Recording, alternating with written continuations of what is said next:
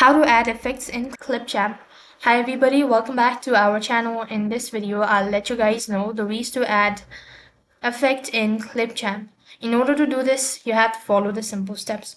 So first of all, to import your own video, you want to click the import media in your media tab on the toolbar to browse your computer files. Next, you want to drag and drop each of the video into the timeline.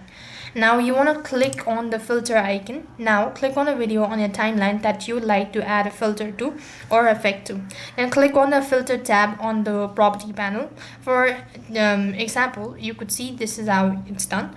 Now browse the video filter option to find a style that enhances your video and suits your video aesthetic. Now head over to your cursor on a filter to see a list of preview on the video clips in the stages.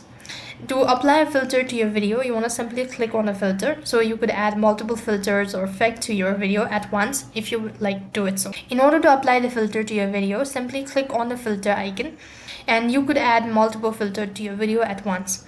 Now to remove filter from your video, click on the none option in the filter bar. This will remove any filter added to your video clip.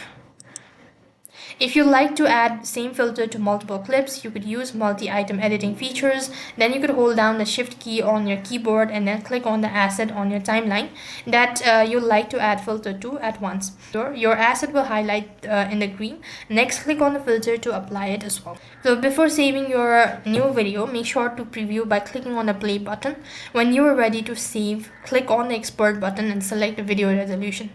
Then recommend saving all videos in 1080p. So this is the way you could go ahead and add effects to your video in Clipchamp. That's all for this video. I hope the video was helpful. Make sure to like, share and subscribe to our channel. Thank you for watching. See you in the next video.